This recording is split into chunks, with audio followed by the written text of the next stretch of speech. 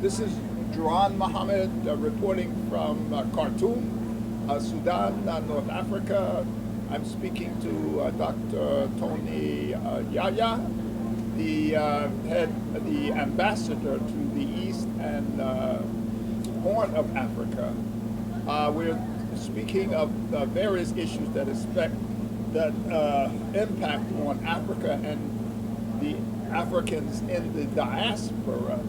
But let me, before we start the actual interview, thank my good friend and the publisher of The Brown Land, Brother Muhammad Said, for setting this up and for producing this live discussion between Dr. Tony Yaya and myself, Jehron Mohammed. I write a column called Africa Watch. My travels in Africa are a reflection of the column itself. The column will eventually become syndicated. Right now it's appearing in the weekly African American publication, The Final Call, which is the largest African American publication produced in America and produced by the likes of the Honorable Minister Louis Farrakhan. So I'm again talking to Dr. Tony Yaya. I'm very impressed by his CV, his background, and his work in Africa, and his movement that's beginning to swell as he tries to bridge the gap between Africans here in Sudan, in the Horn of Africa, throughout Africa, and over into the West, into the diaspora. So I wanted to begin and discuss your work, a brief bio or background of yourself and the work you are currently involved in. Yeah, thank you, Jehron. Thank you for having me here. That's a great time and a great moment that really so express to know you. Yes. And what you have been doing around the globe, especially of focusing for the African issues in diaspora and in the continent. Just a brief introduction about myself. I'm Ambassador Dr. Tony Yaya, Peace Ambassador for East and Horn of Africa. I've been working with International Human Rights Peace Commission and the World Civility Organization, and I'm a member of the executive for the OPAT, the Organization of the Poverty Elevation and the Development, and a member of the Pan-African Movement. Right. And we have established Pan-Africa Daily TV, where we focus the issues of African in diaspora, in the Caribbean side, and the African American and the African in the continent, how to bridge them and how to reconnect them back again as one community. And it has been a pleasure to work with the African Union and with the IGAD for the issues of peace in the continent and in the region that we are representing as a peace ambassador for East and Horn of Africa. And this is really my pleasure. I've been for peace process and peace engagement for over 23 years from now. Before I left Sudan 20 years back, and I moved to Australia, and then and from Australia connecting myself with America, and I've been engaged with many organizations that has worked for peace, especially for the CPA since 2000 with the previous government that has not been overthrown. This is the Comprehensive Peace. Yes, Comprehensive Peace Agreement, which is was signed in 2005, and as everybody knows that that war was the longest war in Africa, right. And everybody was so excited that to end that war and bringing the permanent peace for the region, not only for Sudan. And at the end, after 6 years, you have seen the independence of South Sudan. So we are still engaging. When you work for peace, it doesn't mean that is the end of it. And we have been seeing a lot of things happening in the region, in the eastern part of the country, and in the Horn of Africa, and even in the north, in the northern part of Africa. And we have seen what is happening in the west, and in South Africa, and in Central Africa at the same time. So most of the issues we are discussing is about Africa, why Africa is so behind, and why Africa is not rising, and why Africa is not progressing. So that's one of the things that we have been working for, and we are really determined and focusing with a different organization, Pan-Africa Forum, Pan-Africa Movement, Pan-Africa Daily TV, and other organizations like Marco Garvey's organizations that has been there for 100 years. Right. And there is a lot. And have you seen the movement of the black community? And I have seen like Luis Farrakhan. He's not just representing the state of Islam, but he's representing the African community too. Right. He's speaking on behalf of the African people wherever they are. We want to get to kind of growing this conversation. We're starting here in Sudan, and then we'll go throughout Africa, throughout the region, and then expand it into Pan-Africanism, and expand into the diaspora, and expand into America, and the connection that you, through your organization, and through the work that you've done as the ambassador, bridging the gaps between Africans here and Africans in the diaspora, which includes Louis Farrakhan. But since we're in Sudan, I wanted you to talk about, and off camera we talked about it over coffee just a few minutes ago, about the politics, the local politics or the regional politics, but the Sudanese politics. Right now we're in a transitional government. You had some great insights in terms of what's happening currently here in Sudan. I'd like for you to share some of that with our audience. Yeah, the good things here that I just want to say something that Sudan came out from far. You have seen that during the previous government they have been sanctioned for 27 years.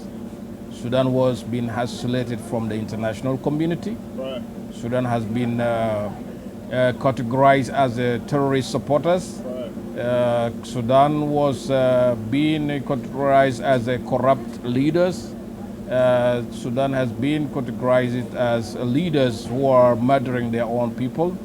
And after the changing of the previous government and the new government come up with the transitional government, it was a military after they took over. It was a military council. Now it is a transitional government where all is inclusive, from the different parties, opposition parties, the armed groups parties, and the politicians who have been outside, and the South Sudan hosted them.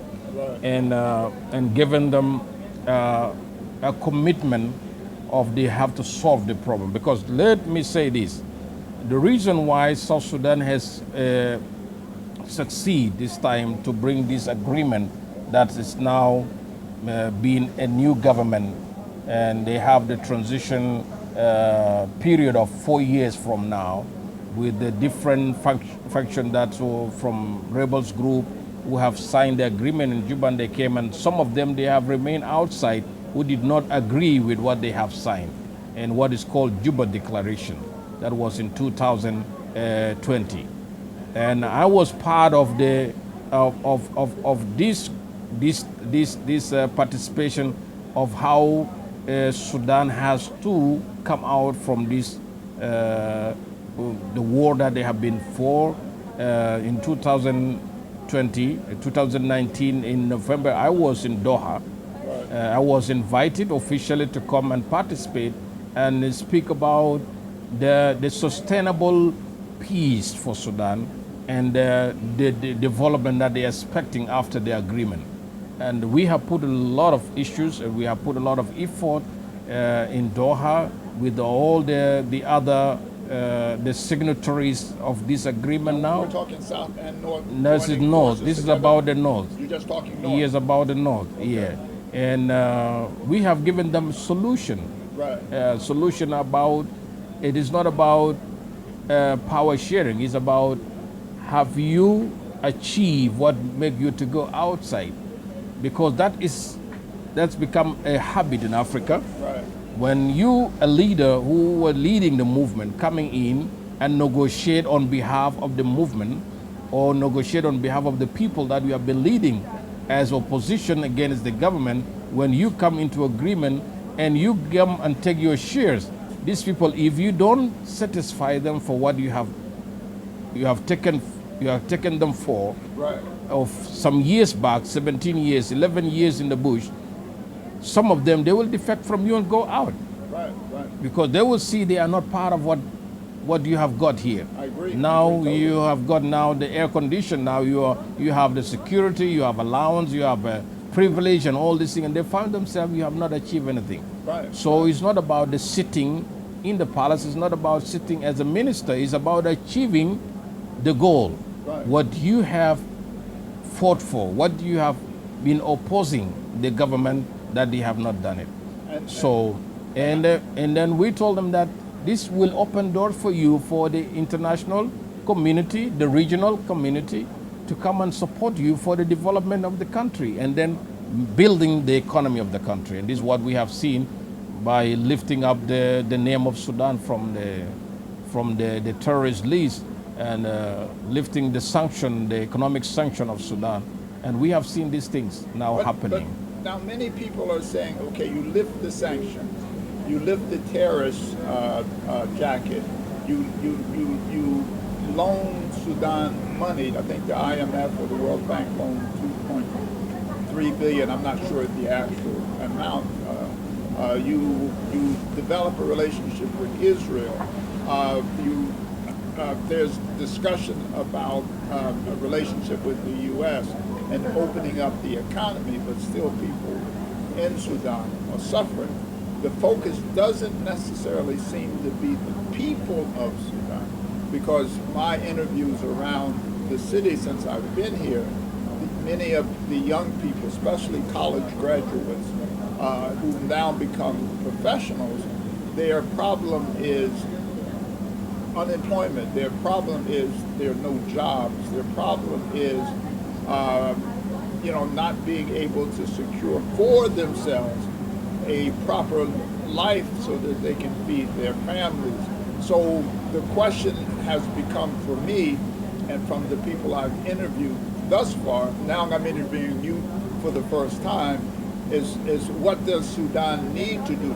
You talked earlier off camera about being inspired, some kind of inspirational leader. 2 years ago, the people rose up in a kind of revolution. It wasn't an individual revolution. It was a unity among the people of Sudan. So I'm asking, what kind of movement needs to happen here in Sudan to bring about actual change that focuses on the people of Sudan? You see, Jehron, what is happening in the politics of Africa? Let's just talk about African politics here, and then we connect it with what is happening in Sudan. Yes. When the IMF telling you that I have lifted up all the sanction, the economic sanction, I have waived all the debts that we have. Africa is in debt now. I agree. It's billions and billions of dollars. Sudan has been in debt for many years. And the previous government, they have a side that they used to maintain the economy. You talk about the government. The previous government, they used to maintain their economy, even with all the sanctions they have. Right. They have access where to get Sudan where Sudan is now. Okay. Now they have inherited, which is not there. The new government now, they have inherited, which is not there. Even if they waive these billions of dollars away from Sudan, and the debts has been waived away, they take the name of the Sudan away from the terrorist list, still there is something that is challenging them. Right. it need a visionary. Right. Because when there is no vision, people always will perish. People will not go anywhere. It need a vision. It's not a collective vision. It need a vision of a one man that people will follow. Right. And now you have a collective, different politician with their movement, with their ideas, with their ideologies, and everybody want to implement his own ideology. Right. They don't want to say, let us build a nation, but everybody want to build his own. Right. That is why now there is even a lot of criticism from the northern part of Sudan, from the eastern part of Sudan. And this is not a secret thing. It is something that in the media, they have been speaking about it always. And we are always telling them, you have now got this agreement, the peace agreement in the golden plate. You have to bring the others who are outside, you have to bring them in and build the country. Right. As like now when the other people say we don't agree with the agreement that was made in Juba because it was not inclusive, because they have favored group of people, right, and they are not favor other group of people. Right. So this will bring the conflict here. The conflict of interest always will be there. Inclusive. Yeah, it should be inclusive. It should be divided and build the country, to develop the country at once. Yes, people have been struggling.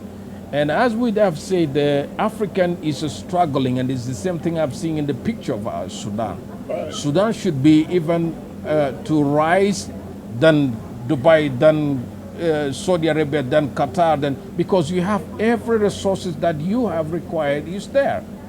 You are so rich, but the poor side of it is the visionary. When you don't have a vision, there is no way you can make this richness of yours to be available and to work for you. Right. So, yes. So talk basically, and we can come back to this, but the transitional government and what that actually represents going forward, as you see it, because that's where we are now. The transitional government here, as they have been representing by the civil society or the civilians government and the military government. But the boss should work aside, should work in one vision, should not separate. And this is how Sudan can survive. This is how Sudan can develop. This is how Sudan can cross over to the other side.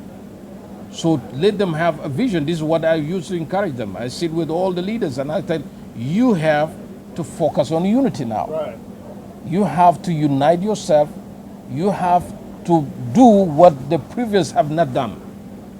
You have to let the young people who went out, the elders who went out, to liberate and to say that enough is enough to the previous, and you have now come as a rescue people to rescue them. Right. Now what you have to do is to fulfill what you have come to them, because they have given you a chance to lead.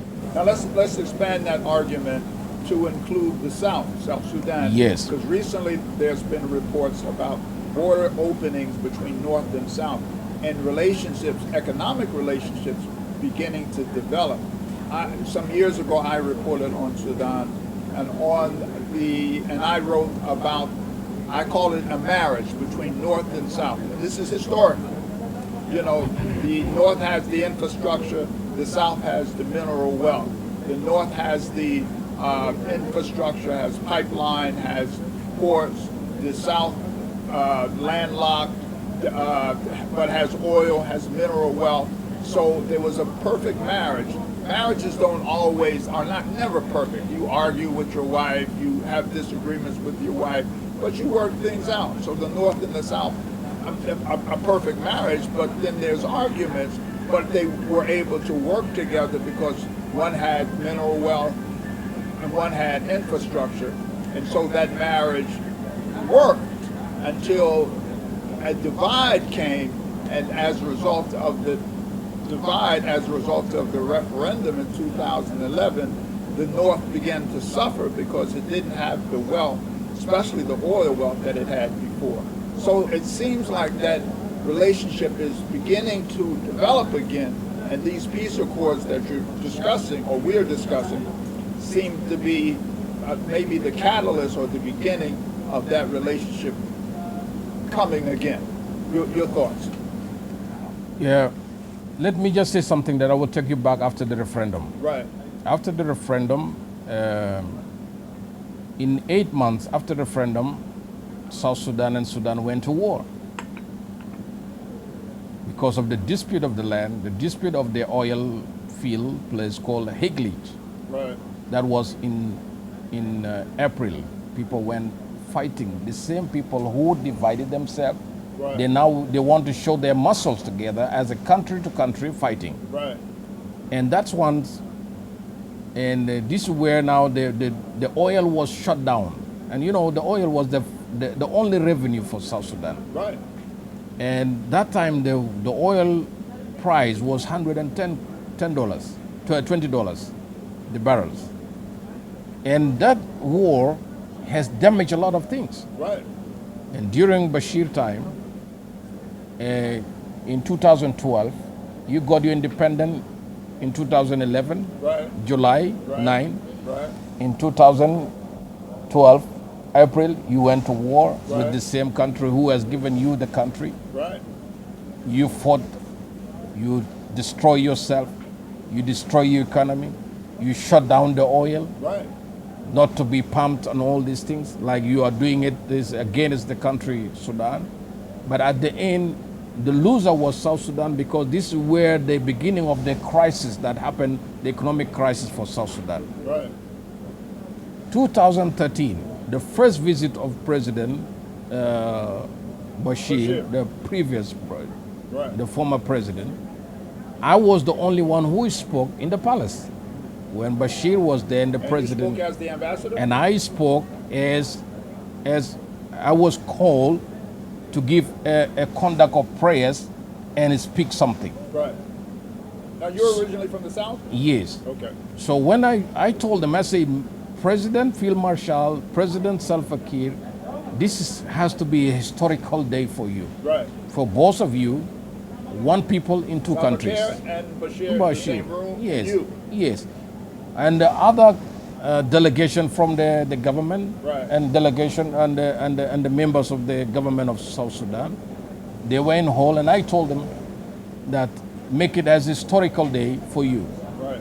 And I say, because the people of Sudan, the people of South Sudan, they are looking into both of you, how to build this relationship to be strong. Yes, we were one people before. Now we have two countries, two head of state, but still there is name that is called Sudan as a Sudanese. Right. South and the north Sudan. is still Sudanese. Right. Yes, but is to still one build the economy together. Right. Right. That was the beginning. From 2012, 2013 until today, what the people have agreed for, the freedom, the four freedom, that movement, freedom of property owning in Sudan, in the South Sudan, and all these things, it was based on the business. 2014, I was sent here with These are economic relationships. the economic relationship here. So I was sent here to represent South Sudan from the Right. business sector. So I was here and I attended what is called United Nations Global Compact Business for Peace. Okay. That is under the Ban Ki-moon, the former Secretary General of the United States, United Nations,